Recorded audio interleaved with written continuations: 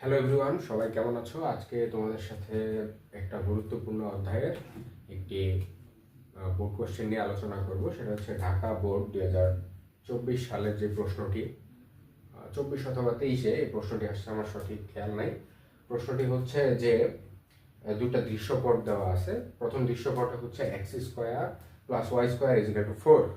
এটা কিন্তু একটা বৃত্তের সমীকরণ। যারা বৃত্ত অধ্যায় 4 করেছো উচ্চতর গণিতে, তারা ক্লিয়ারলি দেখতে পাচ্ছ যে x square plus Y square is equal to 2 square, মানে এর ব্যাসার্ধ হচ্ছে 2, মানে 2 ব্যাসার্ধ বিশিষ্ট একটি বৃত্তের সমীকরণ। আর একটা দৃশ্যপট দেওয়া আছে f of x is equal to sine inverse x.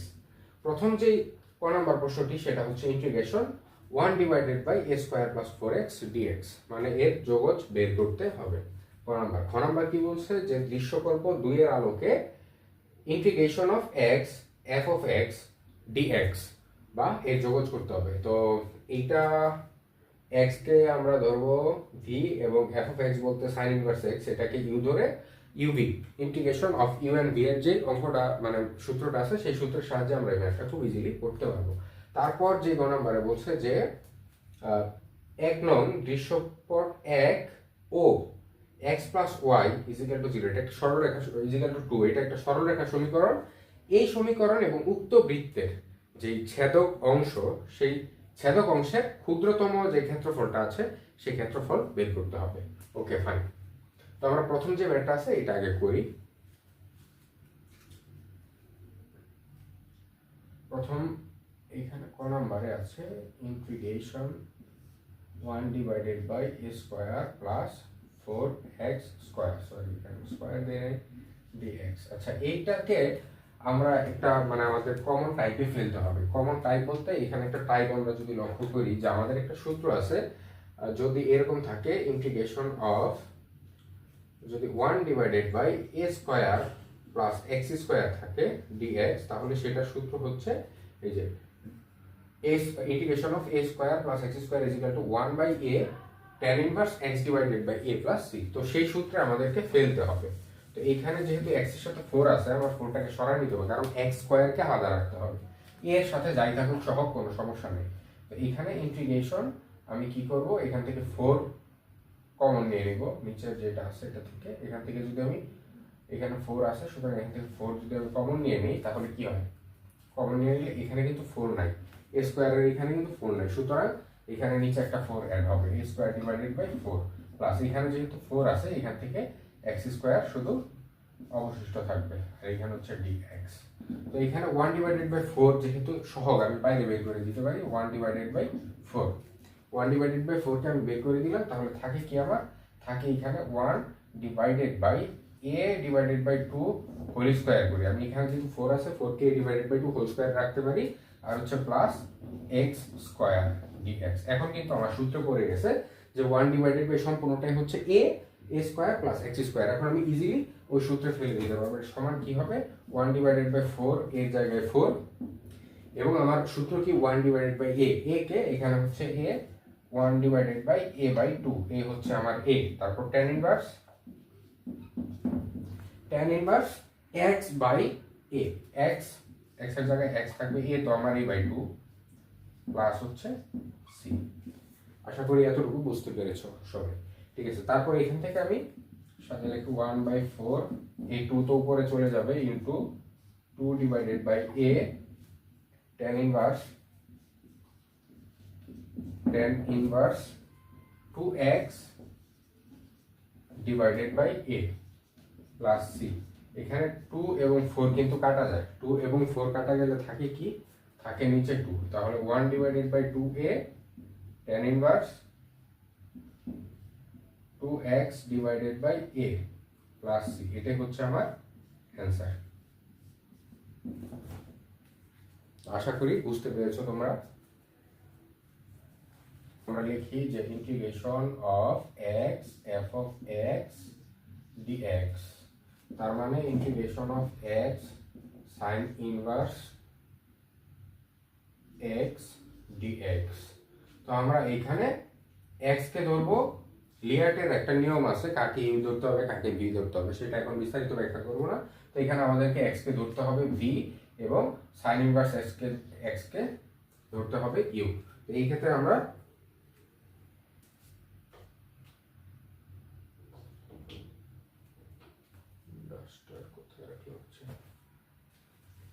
এইখানে আমার এক্স কে ধরতে হবে ভি এবং সাইন ইনভার্স এক্স কে ধরতে হবে ইউ। কেন ধরতে হবে এটা?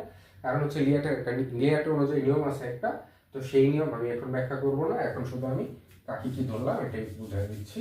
ঠিক আছে, এখানে আমরা এক্স কে ধরবো ভি এবং সাইন ইনভার্স এক্স কে ধরবো ইউ। তো এখানে সূত্র দেওয়া আছে যে ইন্টিগ্রেশন যোগযোগের ক্ষেত্রে, যোগজীকরণের ক্ষেত্রে ইউ আর ভি এর সূত্র কি হয় আমরা অন্তরীকরণ করেছি, সেম একইভাবে যোগজীকরণে ইউ ভি এর সূত্র আছে, কিন্তু এখানে অন্তরীকরণে আমরা যে কাউকে ইউ বা যে কাউকে ভি ধরতে পারি, যোগজীকরণে যে কাউকে ধরা যাবে না। একটা নিয়ম ফলো করতে, সেটা হচ্ছে লিয়াটের নিয়ম, যেটা সেটা বইয়ে দেখতে পাবে, আমি এই নিয়ম এখানে ব্যাখ্যা করলাম না। তো এখানে আমরা ইউ ভি এর সূত্র কি হবে, ইউ প্রথমে বাহিরে থাকবে, ইন্টিগ্রেশন করব ভি এর, পরে আবার ইউ এর করব অন্তরীকরণ মানে ডিফারেন্সিয়েশন, তারপর আবার ভি এর করব ইন্টিগ্রেশন। ঠিক আছে, তারপরে এই শেষ আমাদের। তো আমরা প্রথমে এখানে কি করব, যাকে ইউ ধরছি তাকে বাইরে রাখলাম, সাইন ইনভার্স এক্স। এখন ইন্টিগ্রেশন করব হচ্ছে যাকে ভি ধরছি তার, তাহলে x dx minus integration d by dx of sine inverse x. Okay fine, আবার ইন্টিগ্রেশন আমরা ভি যাকে ধরছি তার এক্স ডিএক্স লাস্টে আবার ডিএক্স। এই তো আমার সম্পূর্ণ এই ইউভি এর সূত্র। তো এখন আমি সাইন ইনভার্স এই এক্স এর যদি আমি ইন্টিগ্রেশন করি, এক্স এর ইন্টিগ্রেশন কি হয়, তাহলে সাইন ইনভার্স এক্স এর জায়গায় আমি সাইন ইনভার্স এক্স রাখলাম, এটা কি হয় X square divided by 2 integration X এর integration of x is equal to X square divided by 2। Clear? Okay fine, এখানে ইউভি এর সূত্র হয়ে গেছে। এখন আমি ইউ যা আছে তাই রাখলাম, এবং এখানে ভি এর যদি আমি ইন্টিগ্রেশন করি কি হয় এক্স স্কয়ার ডিভাইডেড বাই 2। তো এই এক্স স্কয়ার ডিভাইডেড বাই 2 এর জায়গায় এটা থাকলো। ওকে ফাইন, দেন মাইনাস, এখন integration of d dx sine inverse x, তাহলে ইন্টিগ্রেশনের জায়গায় ইন্টিগ্রেশন থাকবে, এটা কিন্তু সেকেন্ড ব্র্যাকেটের ভিতর। ঠিক আছে, তো এই পুরো অংশটুকু সম্পূর্ণ আলাদা, তারপরে আমরা করব ইন্টিগ্রেশন এখানে। তো এখন এখানে দেখি কি, এখানে d by dx of sin inverse x, sin inverse x এর d by dx হচ্ছে root over 1 minus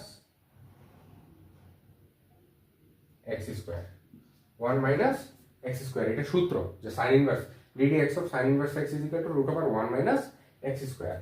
তো তারপর x এর যদি আমরা ইন্টিগ্রেশন করি same আগেরটাই, x square divided by কি 2।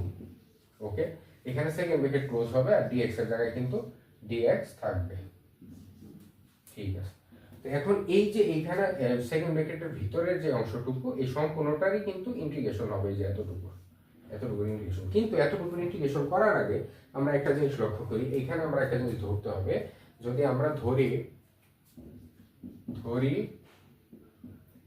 x is equal to sin theta, x is equal to যদি ধরি sin theta, তাহলে dx is equal to মানে এই dx টা উঠানোর জন্য dx is equal to আমরা sin theta কে dx করলে কি হয় cos theta d theta। Clear? cos theta d theta। তো এখন আমরা এখানে যদি লক্ষ্য করি, প্রথম থেকে আবার সুন্দর মতো এখানে x স্কয়ারটা উপরে রাখলাম, x স্কয়ার ডিভাইডেড বাই 2, এখানে থাকলো sin ইনভার্স x মাইনাস, এখন এখানে x এর জায়গায় বসাবো sin এর ভ্যালু আর dx এর জায়গায় বসাবো dx এর ভ্যালু। ঠিক আছে, তো x এর জায়গায় কি হবে, এখানে integration 1 divided by root over 1 minus sin square theta. Fine, আর এইখানে যে x স্কয়ার আছে এটার জায়গায় হবে আবার sin square theta divided by 2। Okay fine, আর এই dx এর পরিবর্তে আমি বসাবো যেটা আমি পাইছি কি cos theta d theta, cos theta d theta. ঠিক আছে, তো x square divided by 2 sin inverse x, integration এখনো করি না, ইন্টিগ্রেশন আছে। তো সুতরাং আমি এখানে x এর ভ্যালু বসাইলাম sin থিটা, তাহলে এখানে x স্কয়ার আছে sin স্কয়ার থিটা, আর এখানে sin স্কয়ার আছে, সুতরাং এই x স্কয়ারের পরিবর্তে sin স্কয়ার, নিচে 2 আর dx এর পরিবর্তে cos theta d theta. Fine, নিচে এখানে যা আছে তাই থাকবে, x square divided by 2 sin inverse x minus, এখন এখানে কাটাকাটি করা যায়। কি কাটাকাটি করব, কারণ এখানে root over 1 minus sine square, 1 minus sine square theta মানে তো কজ স্কোয়ার থিটা, তো সেই কজ স্কোয়ার থিটা আর উপরে রুট আছে, তাহলে থাকবে শুধু 1 by cos, 1 by cos theta, ঠিক আছে, 1 বাই কস থিটা। আর এইখানে তো অলরেডি একটা কস থিটা আছে, সেটা এখানেই রাখলাম কস থিটা, আর এই যে sine square theta divided by 2 এটা এখানে রাখলাম, sine square theta divided by 2 এটা এখানে থাকলো, ঠিক আছে। আর এই ডি থিটা এটা থাকবে সাথে, হ্যাঁ আমাদের ওকে। তো এখানে প্রথম থেকে মুছে দিই,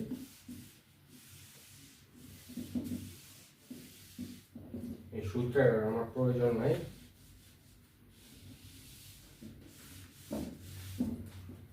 ওকে ঠিক আছে, তো এইখানে এক্স স্কোয়ার ডিভাইডেড বাই 2 চার জায়গায় সে আছে, এখানে sine inverse x, sine inverse x এর জায়গায় সাইন ইনভার্স এক্স, এবং এই cos থিটা এবং cos থিটা কি কাটা থাকে, কি sine square theta D theta divided by 2।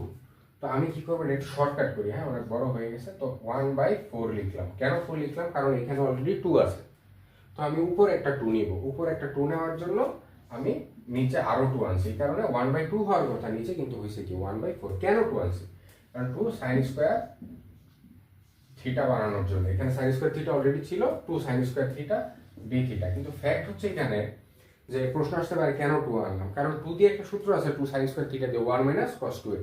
এখন আমার 1 দরকার, ওই 1 এর জন্য আমি ইন্টিগ্রেশন সহজে করতে পারতেছিলাম না, এবার 1 আনার জন্য আমি এখানে 2 সাইন স্কোয়ার থিটা সূত্রটা ব্যবহার করলাম। তাহলে এখানে x square divided by 2 sine inverse x minus 1/4, এখানে 2 sine square is equal to 1 minus cos 2 theta D theta.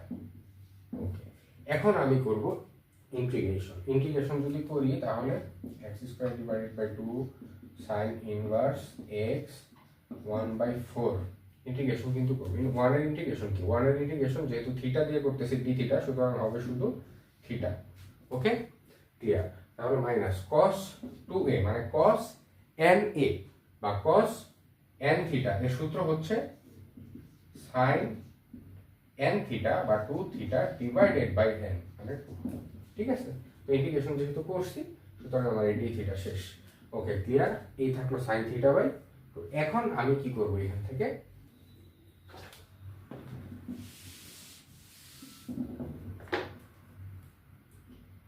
x square divided by 2 sin inverse x, এখানে কি করব, এখানে থিটা আছে, এখানে আছে sin 2 থিটা। তো এই থিটার পরিবর্তে কিন্তু আমি একটা ভ্যালু বসাইতে পারি, কিন্তু সেটা এখনই আমি বসাবো না, একটু পরে বসাই। এখানে 1/4 থিটার পরিবর্তে কি বসাইতে পারি, আমি কি ধরছিলাম যে আমি এখানে ধরছিলাম যে x is equal two sin theta, sin theta, তাহলে থিটা ইজ ইকুয়াল টু কি হবে, sin inverse x, sin inverse x। তো থিটার ভ্যালুটা আমি এখানে বসাই দিতে পারি sin ইনভার্স x। ওকে, তাহলে এখানে কি sin ইনভার্স x। এখন 1/4 আমি এটার জন্য আলাদা নেই, কারণ বারবার ই করার দরকার নাই, এখানে 1/4 এর জায়গায় 1/4। এখন sin 2 থিটা এর সূত্র হচ্ছে 2 sin থিটা cos থিটা, এটা সূত্র। আর নিচে তো একটা 2 আছে, ঠিক আছে, তো 2 আর 2 কি কাটা, সুতরাং এখানে x square divided by 2 sin inverse x minus 1/4 sin inverse x minus এখানে 1/4। এখন আমরা যদি এখানে লক্ষ্য করি যে sin থিটার জায়গায় sin থিটা থাকলো, ঠিক আছে, আর সম্পূর্ণটাকে sin থিটাতে নিতে হবে, cos থিটা রাখা যাবে না, কারণ কি আমি তো ধরছিলাম sin থিটা দিয়ে, আমি এখানে x এর জায়গায় sin থিটা বসাইছি, তো সুতরাং আমার এখানে দরকার কি root over 1 minus sin square theta, cos theta is equal to 1 minus sin square theta. কেন দিলাম, কারণ আমার সম্পূর্ণটা sin দিয়ে প্রকাশ করতে হবে, কারণ এখানে আমি x এর পরিবর্তে sin থিটা বসাইছিলাম, তো আমি ধরে নিয়েছিলাম সেটাকে। এখন একবার অ্যান্সার চলে আসবে, x square 2 sin inverse x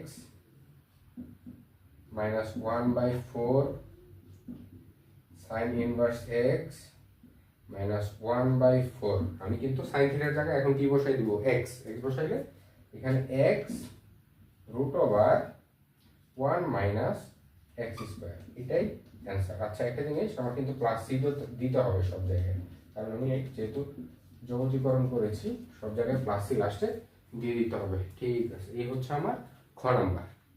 ওকে, আশা করি সবাই বুঝতে পেরেছো। ইউ এবং বি এর সূত্রের মাধ্যমে সম্পূর্ণ ম্যাথটা করেছে, এবং তোমরা অন্তরীকরণ এবং যোগজীকরণ দুইটা করার সময় ত্রিকোণমিতি সম্পর্কে ভালো ধারণা থাকতে হবে, নয়তো এই অধ্যায় এত সহজে করা সম্ভব না যদি ত্রিকোণমিতির সূত্রগুলো মুখস্থ না থাকে।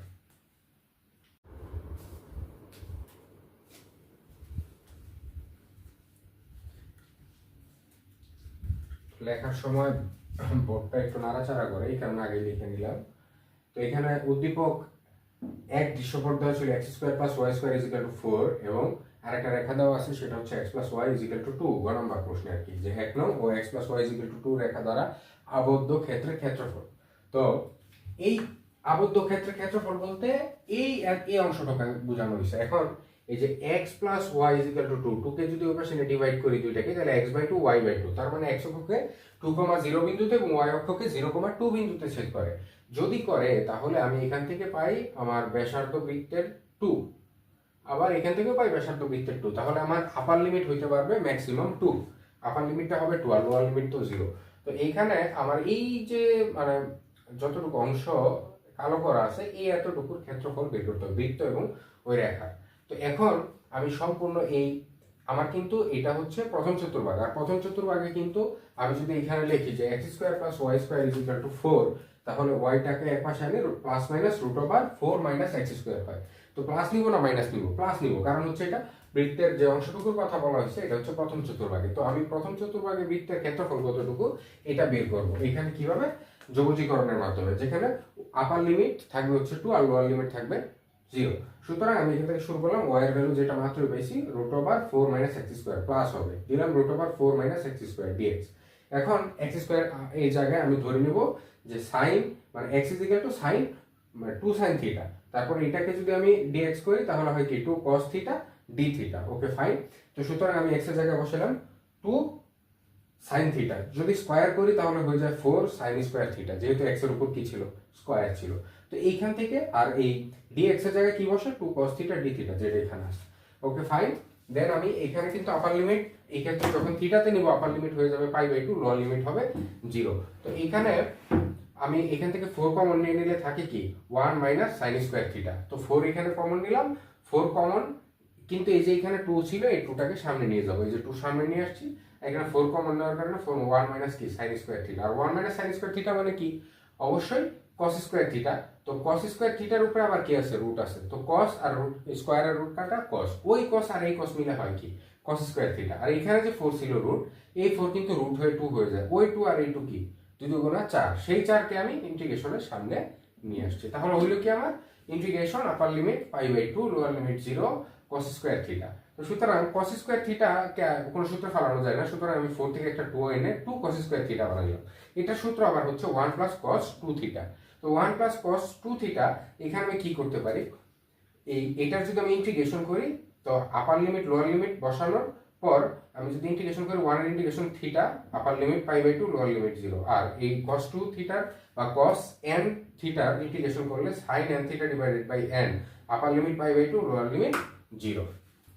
তো এইখানে আমি যদি পাইয়ের জায়গায় থিটার জায়গায় π/2, এইখানে থিটার জায়গায় আমি π/2 বসাইলে π/2, থিটার জায়গায় 0 বসাইলে 0, sin 2 থিটা ডিভাইডেড বাই 2, এটার জায়গায় π/2 বসাইলে 180 আসে 0, আর হচ্ছে যদি 0 বসাই তাহলে তো 0। তাহলে এখান থেকে কি আসে, এখান থেকে আসে 2 ইনটু π/2 বর্গ একক, বর্গ একক, যেখানে 2 2 কাটা সমান সমান কি পাই বর্গ একক।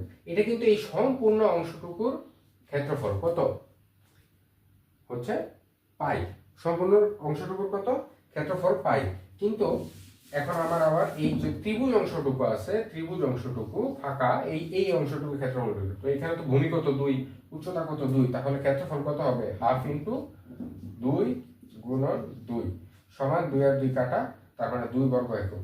এখন আমাকে যদি বলে এই যে রেখা এবং বৃত্তের ছেদক যে অংশটুকু এটার ক্ষেত্রফল বের করতে, তাহলে বড় যেটা বড় অংশের ক্ষেত্রফল হচ্ছে পাই, বড় অংশের ক্ষেত্রফল কত পাই, আর ছোট অংশের ক্ষেত্রফল কত পাইলাম আমি, ফাঁকা অংশের 2, এই সম্পূর্ণ অংশের ক্ষেত্রফল পাই এবং এই ফাঁকা অংশের ক্ষেত্রফল 2। তাহলে পাই থেকে আমি যদি 2 বিয়োগ দিই তাহলে আমি পেয়ে যাব আমার সেই কাঙ্ক্ষিত অংশের কি ক্ষেত্রফল। তো এই আমি সম্পূর্ণ অংশটুকু মানে ম্যাথটুকু করলাম শুধু পাই বের করার জন্য। আর 2 বের করার জন্য কিন্তু আমরা জানি যে ভূমি গুণন উচ্চতা, যেখানে ভূমি দেওয়া আছে x অক্ষে 2,0 এবং y অক্ষে 0,2, সুতরাং ভূমিও 2, উচ্চতাও কি 2, সুতরাং এখান থেকে বের হয়ে গেছে পাই মাইনাস 2 হচ্ছে আমার কাঙ্ক্ষিত কি ওই আবদ্ধ বা রেখা দ্বারা কর্তনকৃত অংশের ক্ষেত্রফল বর্গ একক। তোমাদের সকলকে ধন্যবাদ।